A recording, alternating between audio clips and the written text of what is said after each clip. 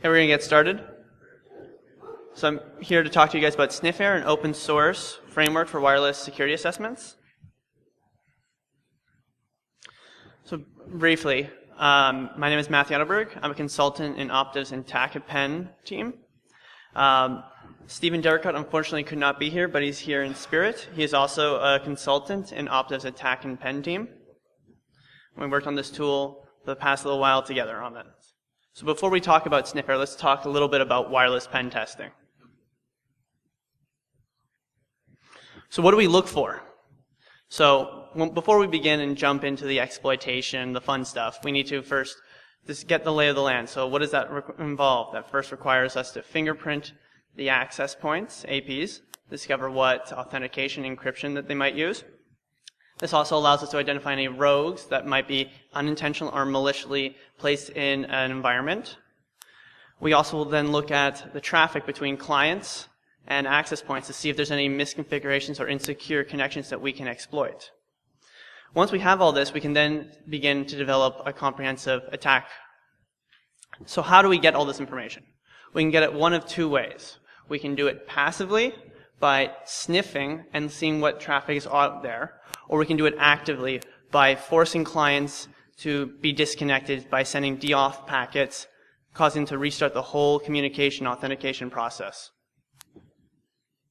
So the first set of packets that we look at are called beacon frames. Beacon frames are sent out by access points, basically announcing their presence to everything in the area. These packets often contain the MAC address, which is the physical address of the device, the SSID, which is the name of the wireless network they're associated with, as well as information pertaining to the encryption, the channel they sit on, and the authentication methods. We then look at probes. There are two types of probes.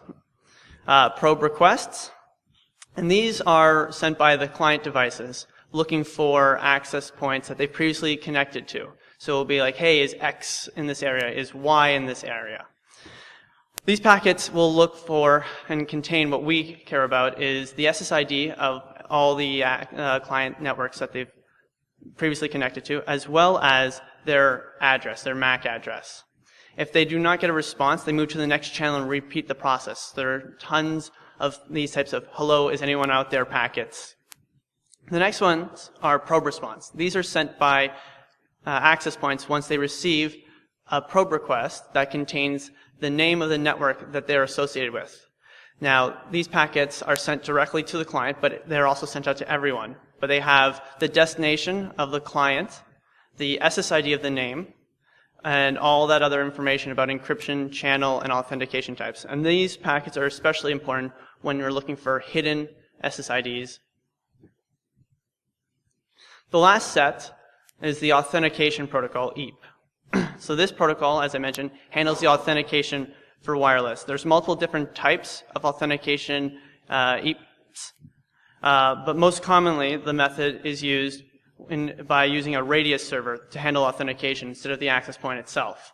The access point acts as authenticator, where it passes the credentials to the radius server, and that radius server processes the credentials. Now these can be credentials, like I mentioned, a pre-shared key, or even a cert. Based on the success or fail of response, the access point will then allow or deny access to the rest of the network for that client. So, looking at a common tool, this is an output of AeroDump. You can see the client's MAC address, the power. So what power denotes is how close you are. So the lower the value, the closer you are. And this helps determine which access points are in your area or might be 2 blocks down or in a building across the street. The channel, as I mentioned, there can be multiple different channels that an access point can sit on. The encryption, the cipher being used, what type of authentication type, the names of the SSID associated with it. They're also sometimes called ESSID depending on the tool. Below you can see the names of the SSIDs probed, as well as the address, and if they were connected. So if you look at this, it can be kind of convoluted, as it will be very hard to read. Oftentimes when you get a large sample, this will run right off the screen and you won't be able to see that bottom piece. As well, as we were building this tool, we discovered a lot of tools will discover automatically hidden networks, but they won't tell you that they're hidden. They'll just show you the name. There's no recording or a log or evidence of that, which makes it hard when you go and you do further analysis or if you're looking to see if they're hidden networks. Oftentimes hidden networks force clients to send out more packets and probes announcing the presence of this access point, which can lead to some serious attacks. And we'll talk about that more in a little bit.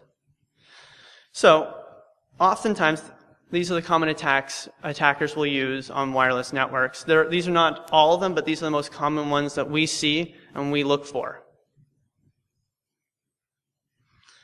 Now, when we get to how a network is set up, a wireless network, we often get posed with these three. These are the three most common we see clients use.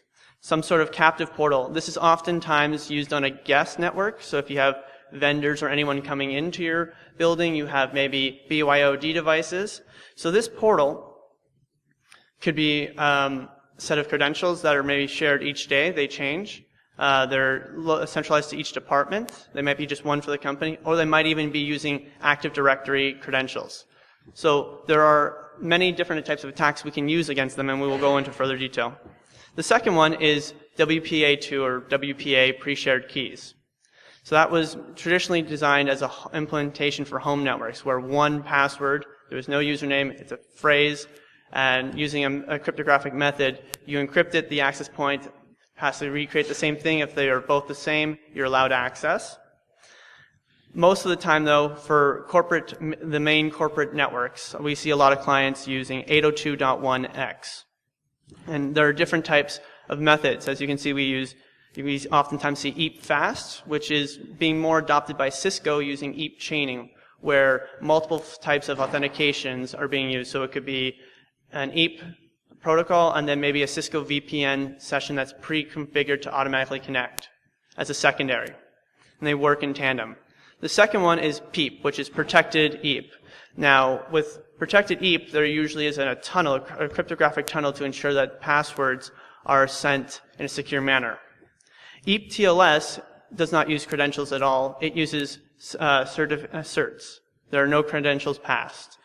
And EAP TTLS is a combination of PEEP and EAP TLS, where both cert is used as well as authentication credentials.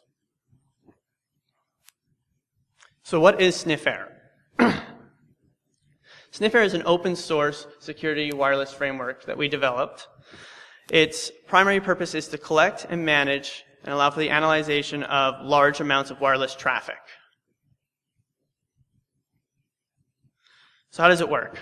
You can either feed it data in real time using a live capture like AeroDump, or you can feed it offline captures that you previously have done. And what it does is, using our complex, comprehensive fingerprinting engine, we break down each packet into 4 types: access point, probe request, probe response, and enterprise packets. Once we've broken them down, we pull out the important information, like I discussed prior, from each packet, storing them in a database. Now, as I mentioned, there can be numerous amounts of the same types of packets, so we only care about the unique ones. And this also lends itself as sometimes an access point can be broadcasting a certain set of authentication type, but actually support a second type, maybe as a failover or a misconfiguration. So I think I've talked enough about it, so let me just show you it. Sure. Pardon, I can't.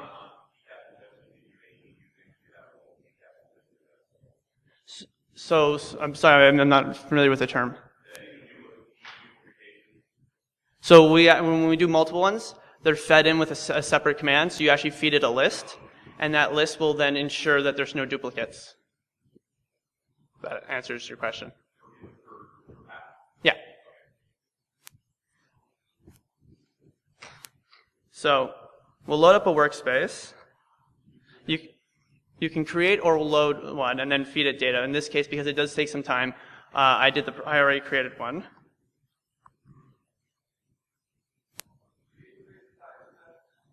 Sure. One sec.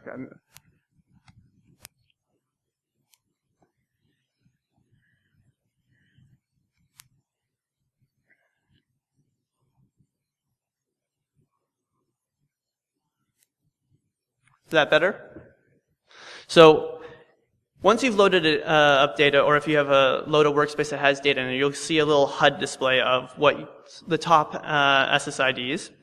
If you have, which I'll discuss further, in scope, where you can specify certain ones that you want to focus on specifically, we'll also give you a little dashboard of those as well. So first table I want to show you is our access point table. So right now you can kind of see how this is laid out. You'll notice at the top I did put a little note that this is a demo mode.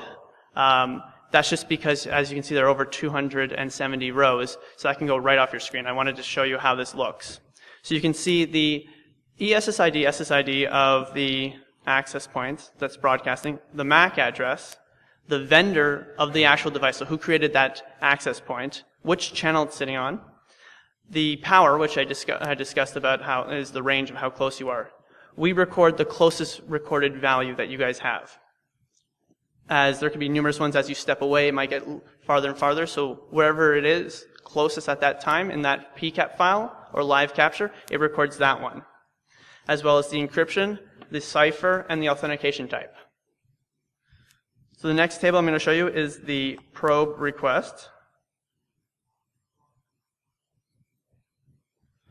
So, like I mentioned before, what we care about are the SSID names, the client, and the client that is sending them out. But we also provide you which vendor created it, and these can help elevate when you're doing MAC spoofing or even captive portal bypassing.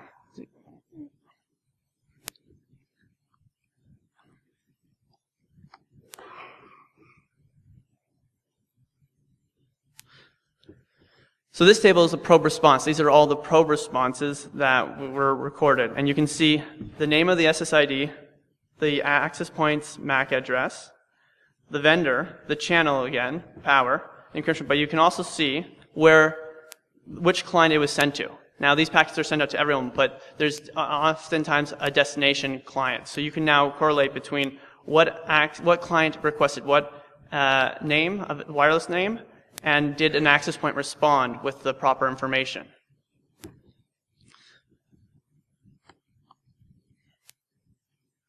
So this is the enterprise EAP table.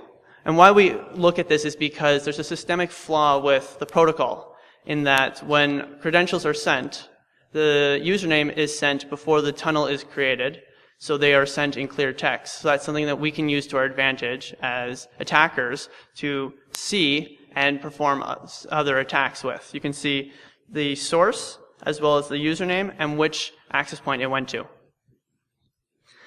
We also allow you the ability to look for things like show me all the SSIDs across all tables. And that's done by just simply saying show SSIDs.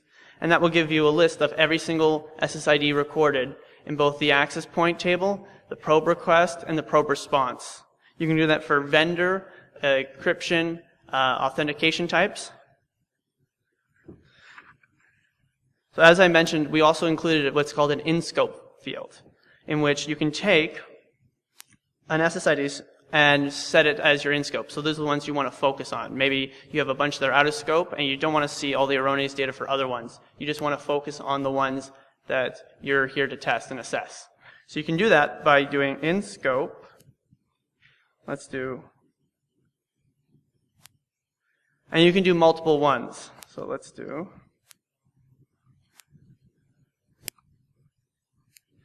And then if you want to see all the information about these in-scope ones, you can just use the SSID info command.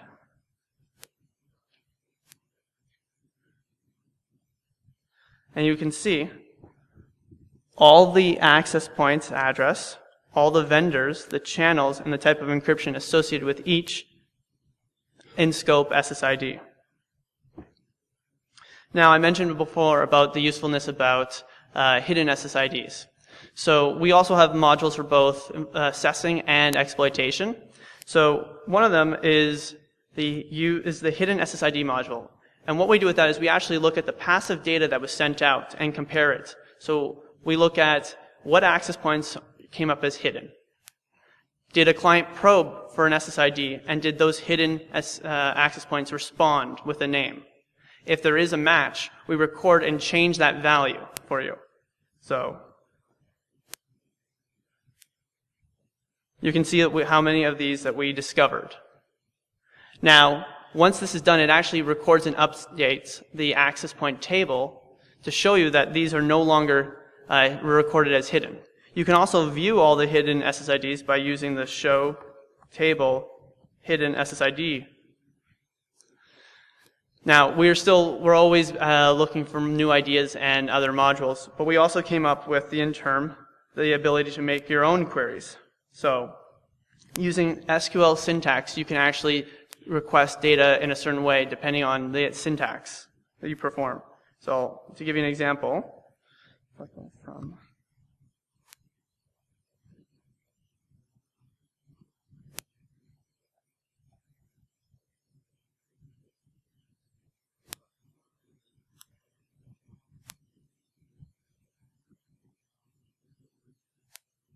that did not work. Let's type it out manually.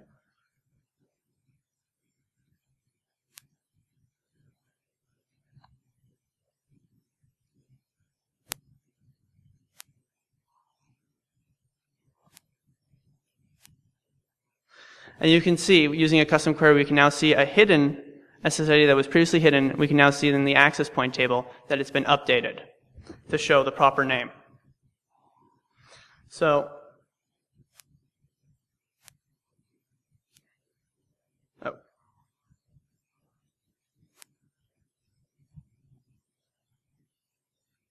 sorry.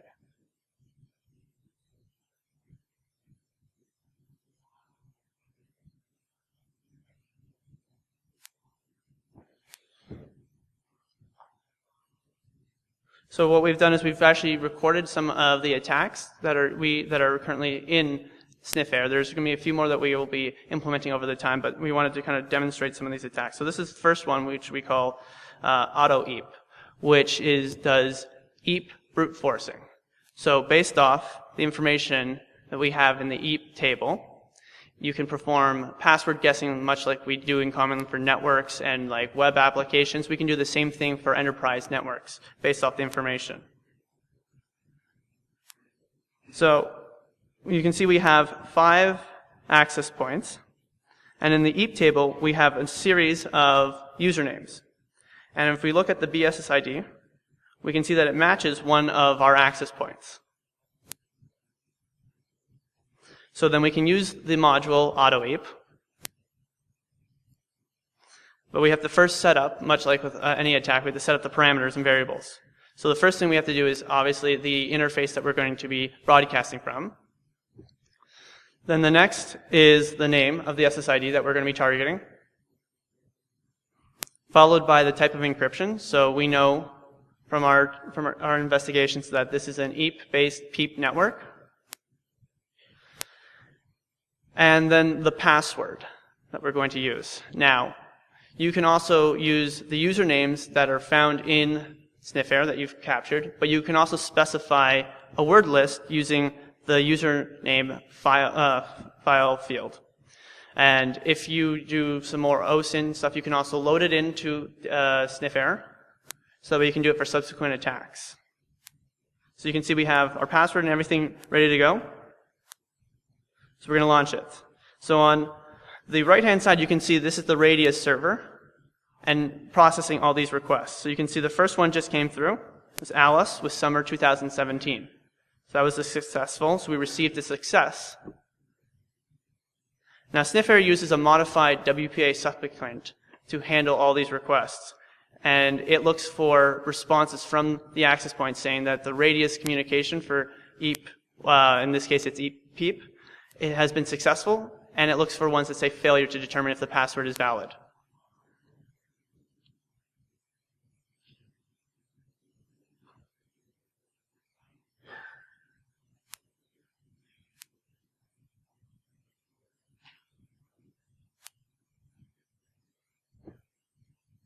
Once you've finished any attack, you can then check the results using our loot table, and you will see the results stored there, only the successful ones. So another attack we have, I mentioned about captive portals.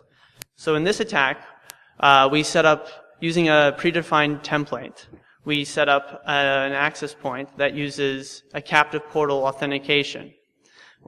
So what's great with this type of attack and how we constructed this is that with wireless, especially mobile devices and some Windows and OS X, depending on the version, once they connect, they are instantly prompted with a window to log in, making it look like it's been loaded by, say, Cisco, or excuse me, or by something else. So in the actual configuration, they're not ever prompted to have to go load up a web page manually. It's presented to them in a nice, neat fashion. It takes the convenience of having to try to struggle figuring it out.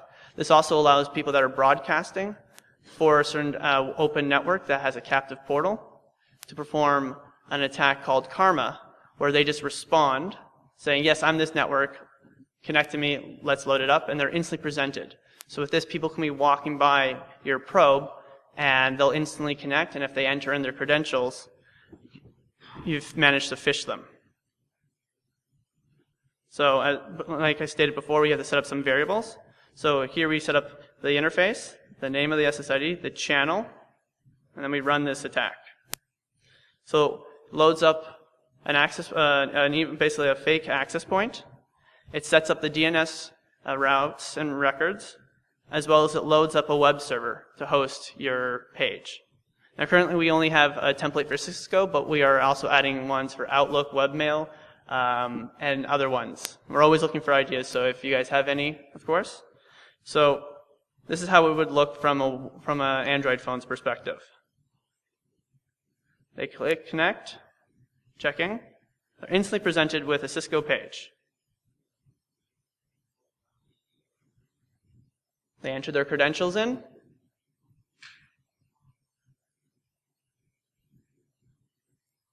You can see the credentials there, as well as once you're finished, you can then see them in the table, the loot table as well.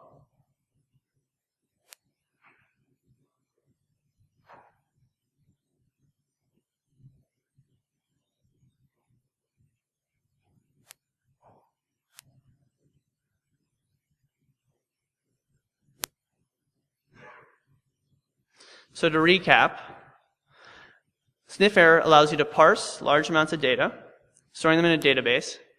It performs queries to analyze this traffic, and you have modules to perform further analysis as well as exploitation of wireless networks and clients. We are looking to include more in future releases, specifically focusing on vulnerability assessments for additional analysis, as well as other attacks for pre-shared keys, GTC downgrade attacks, as well as post-exploitation modules looking at wireless segmentation, bypassing, can we see user traffic, can we make queries, that type of stuff.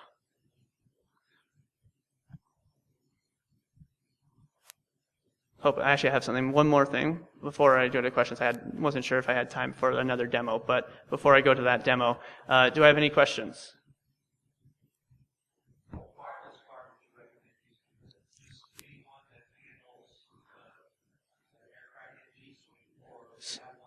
So typically, anyone that handles packet injection would be good. So there's a TP-Link, I think it's a WN722 something, as well as a lot of the alpha cards.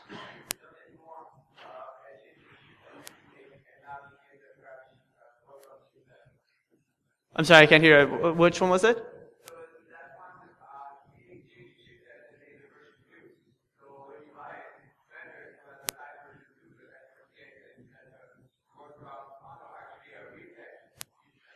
Oh, I wasn't aware of that. Like I still use the old one from a couple of years ago, so that must have been a recent change.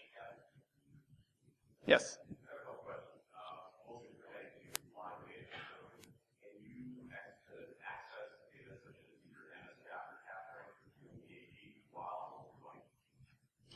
While you're running a sniff, like you're sniffing?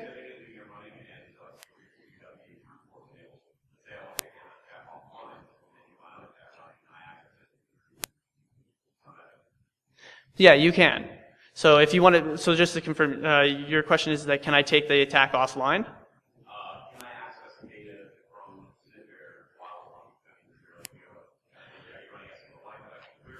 Yes, there is a backend SQL query. The only time you can access the data is if you're loading in offline PCAPs, as it is a quite intensive process. So what will happen is you'll see lots of duplicates, and then the cleanup process happens. So an ID may change, so it does get a little convoluted. So we do recommend that you just wait until then, but it's still possible.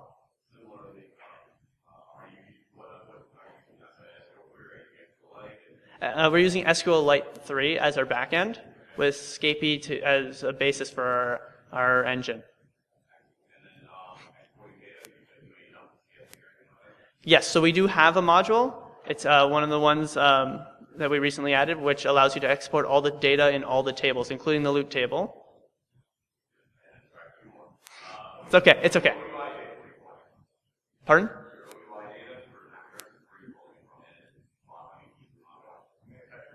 Yeah, so actually with Wireshark, there's actually a library that's put on all distros when you install it.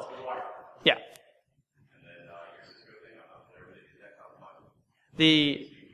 Yes, so what we're actually going to be doing is releasing a template to allow you to make your own modules as well as your own web templates. We're really pushing the open source community on this. We have great ideas, but I bet you anything, there are people, if we had a nice conversation, you would give me 1,000 new ideas to implement. Yes.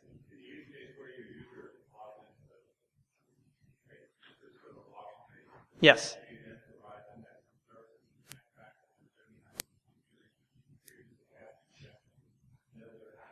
So that's something that we are looking at implementing, but it's one of those things where it'll take us a lot of time to kind of adjust the code, but it is possible, and we do have some stuff. It's just right now not displayed in our demo. So you can actually then perform further, like our PostX, where you can sniff and man in the middle of the traffic, or SSL strip out the traffic to see the clear text communications. So the tool is on GitHub right now. Everything is live, and we're going to be incrementing. So if you follow us on Twitter, you'll see a little note from us saying, hey, we just released this. Hey, we just modified this. So those are the best ways to look at it. Look at our GitHub or follow us on Twitter to get updates. It's okay. Just one more, though. Yes.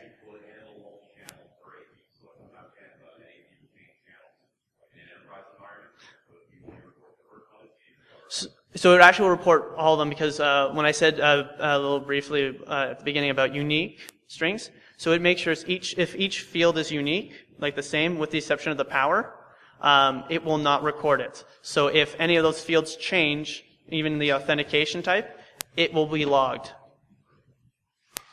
Do anyone have any more questions? So I have one last thing. I wasn't sure if I was going to get to it based on time, but let's do a live demo.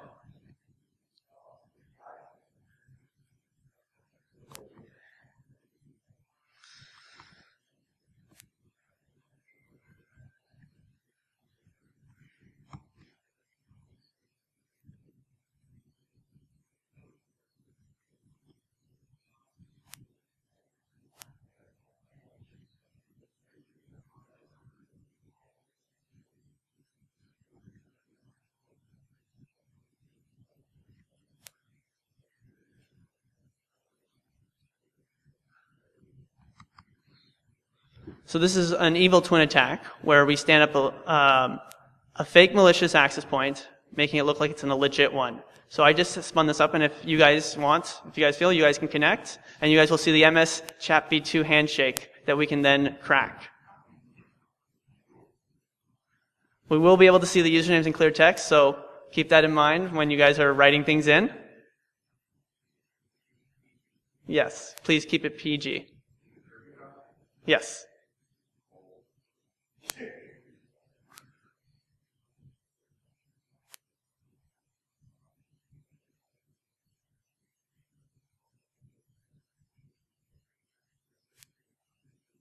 Uh-oh, there we go.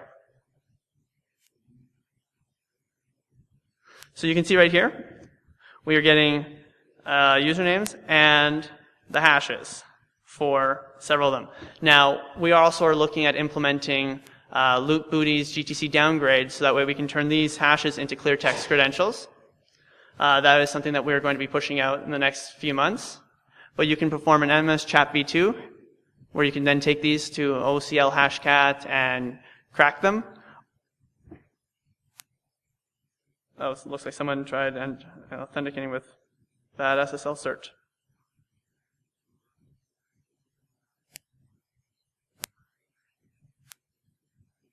Do I have any other questions? Not a lot. I'm not willing to admit that. Anyway.